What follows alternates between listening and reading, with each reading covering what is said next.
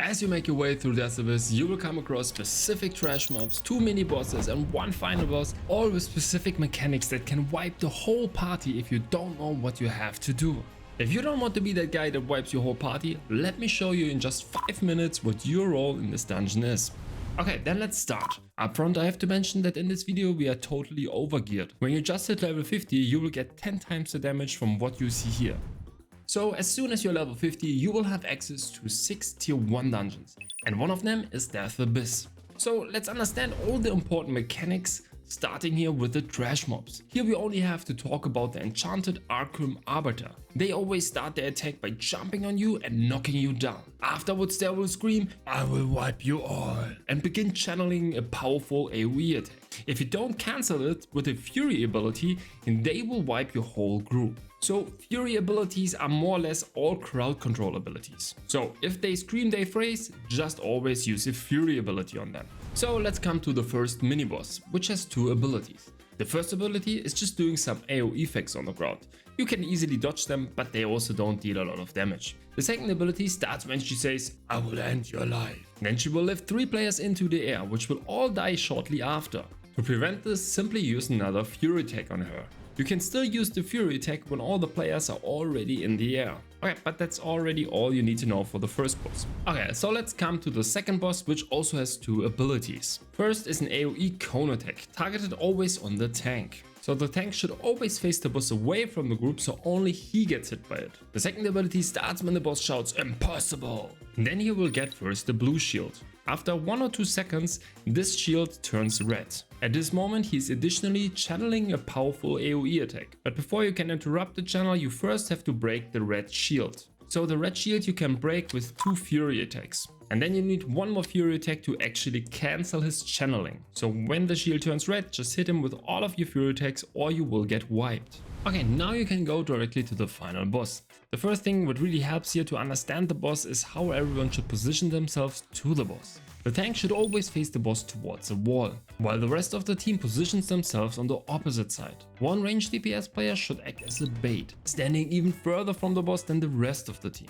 This will help to manage the boss 3's abilities. The first ability is a ground smash that affects a cone area in front of the boss, knocking all players into the air and dealing damage. As you can see in this clip, the tank is facing the boss not away from his team. Therefore I'm getting here knocked into the air. That's why the tank should always face the boss away from the team. The second ability teleports the boss behind the farthest player from the boss and performing again his cone attack. This will be of course always on our bait player. The cone attack is always targeted on the player. That's why this attack will hit all your party members. But there's a small window to redirect the cone attack by positioning quickly behind the boss. So in this clip here, for example, I'm the farthest person from the boss and try to run quickly behind the boss so that the cone attack does not hit any one of my team. While the boss is jumping to the bait, the rest of the team should hold their positions, as the boss will soon jump back again to the farthest person. If the tank don't move, he will come back to him. As we can see here in this clip, the tank is coming into my direction. Now he is not being the farthest person anymore and the boss jumps to a different person. So the tank just simply stays on his position and waits for the boss to come back. Since there will be another cone attack, the tank will also need to quickly redirect the attack and position himself behind the boss. The third ability triggers when the boss shouts, "Chase them to the end of the abyss." At this point, 3 players will be marked with a skull over their heads and spinning blades will start chasing them. As soon as the phase begins, everyone should start running. Morphing at the beginning really helps you to get distance from the blades. While you are avoiding the blades, the boss will continue to use his first and second ability, so teleporting and knocking players into the air. After surviving this for about 10 seconds, 1 player will be marked with a black orb. You have now 5 seconds for everyone to get inside of the orb's radius, because the boss will unleash a powerful attack on the marked player. The damage can be shared among all players within the orb's radius. In the early 50s with really bad gear, you will need all 6 players inside of the circle. If even 1 is missing, all inside will die. So let's say you all run away. All good, but after a few seconds you already have to come back into the middle.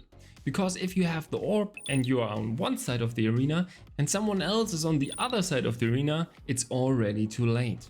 If someone can't make it in time, you should think about sacrificing the marked player. Because if only the marked player is inside of the orb, only he gets the whole damage.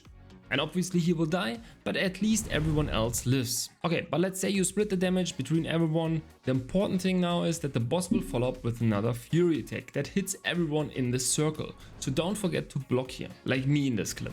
Okay, there's only one more thing to mention, and this is that after the boss has 30% life or less, he will not only cast 3 spinning blades, but 5 now. Okay, that's it. 5 seconds too long, but I hope you can forgive me on that one.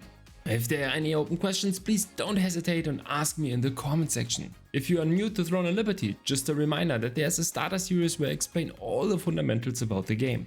And if you like the content and want to support me, don't forget to subscribe. Thanks a lot and see ya in the next one.